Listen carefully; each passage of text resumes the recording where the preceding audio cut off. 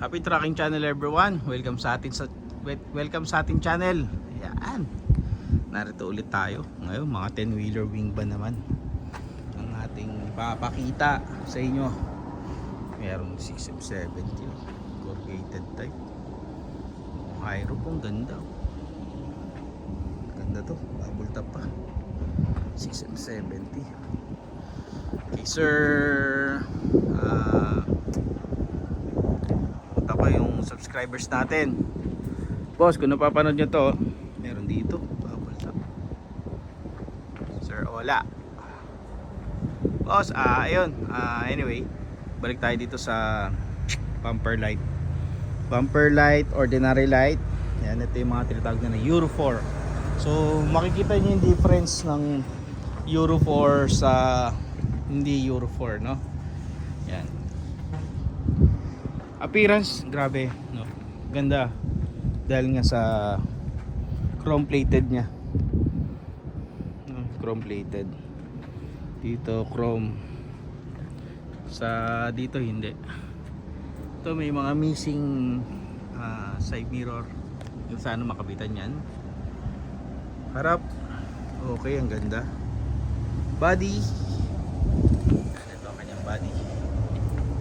Then itong kanyang chassis. So itong chassis hindi original ang kanyang body.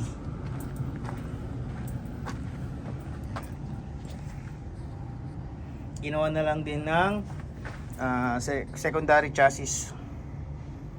No. Tubular nga lang, maganda sana kung C-par lanes ang nilagay nila. Airbag. So yung airbag mukhang palitin na yung airbag, no? Parang itsura parang hindi na maganda yung kondisyon.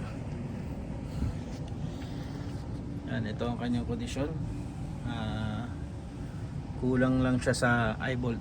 Na-refer na rin dito sa may part na to. Na-refer na. No, hindi na rin siya original. Pero alam nyo kasi guys, kadalasan dyan talaga nabubulok. Pero Rico na siya, oh. Pinturado na. 6UZ1. Ito ang kanyang ilalim. So yung condition ng kanyang ilalim.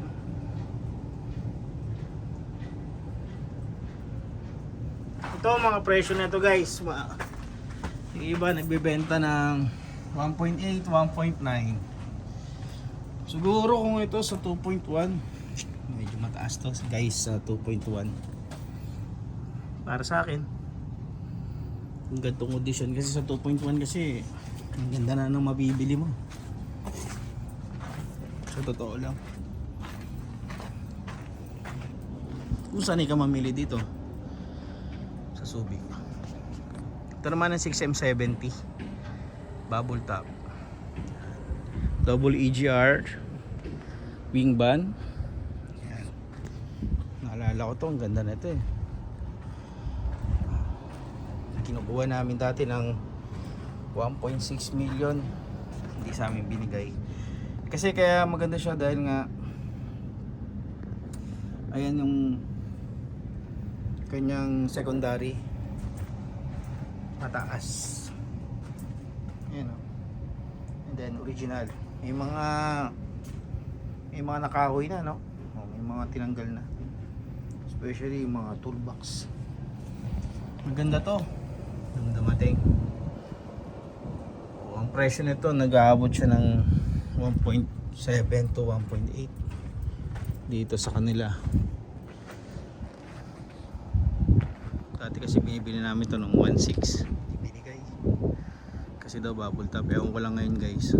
Bibigay pa nila to ng 1.6. Well, mas maganda, punta natin. Yan, may mga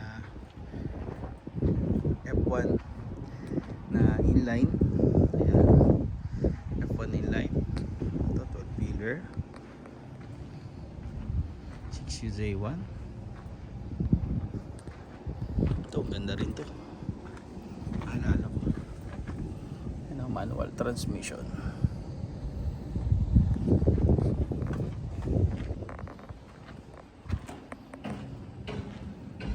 Dalawa pala. Dalawang 6UZ1 color white.